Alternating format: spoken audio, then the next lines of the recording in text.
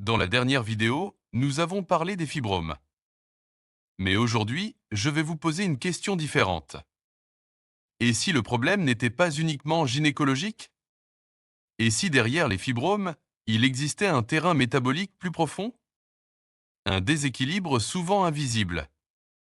Un mot que l'on entend de plus en plus, insulinorésistance.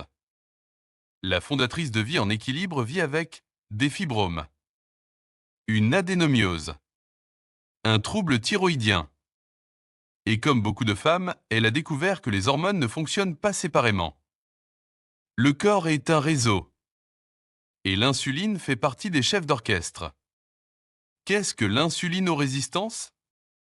L'insuline est une hormone produite par le pancréas. Son rôle? Permettre au sucre dans le sang d'entrer dans les cellules pour produire de l'énergie.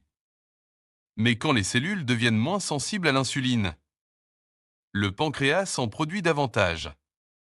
Et c'est là que commence l'insulinorésistance.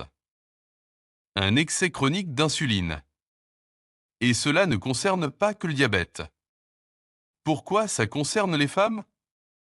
L'insuline influence les ovaires, les estrogènes, la production hormonale globale. Un excès d'insuline peut stimuler la production d'estrogènes. Or, les fibromes sont hormonodépendants. Ils sont sensibles aux estrogènes. Cela ne veut pas dire que l'insulinorésistance cause directement les fibromes. Mais cela signifie qu'elle peut participer à un terrain favorable. Signe d'insulinorésistance, sous-vignorée, fatigue après les repas. Envie de sucre fréquente. Difficulté à perdre du poids malgré les efforts. Graisse abdominale persistante. Brouillard mental. Cycle irrégulier. Beaucoup de femmes pensent que c'est normal. Mais encore une fois, le corps envoie des signaux. Dimension anti-Caraïbe dans les territoires caribéens, le diabète et le syndrome métabolique sont particulièrement fréquents. Cela signifie que le terrain d'insulinorésistance peut être plus répandu. Et si on ne regarde que l'utérus, on rate peut-être une partie de l'équation. Lien avec la thyroïde influence le métabolisme. Un ralentissement thyroïdien peut favoriser la prise de poids, la résistance à l'insuline, l'inflammation. Encore une fois, le corps ne fonctionne pas en silo. Fibrome, thyroïde, insuline. Tout peut interagir. Que faire?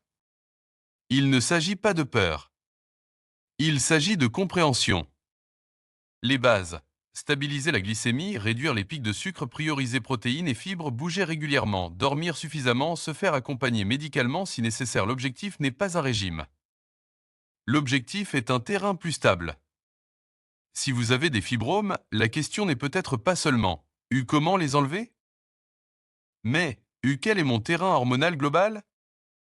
Parce qu'un corps équilibré est un corps qui s'exprime différemment. On vous a appris à traiter les symptômes, mais rarement à comprendre le système.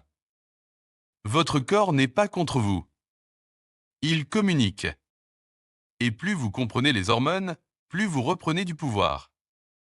Si cette vidéo vous a éclairé, soutenez ce type de contenu. Likez. Commentez. Partagez à une femme qui parle de fatigue ou de fibrome. Et abonnez-vous à Vie en équilibre. Ici, on ne traite pas seulement les symptômes. On comprend le terrain. À bientôt!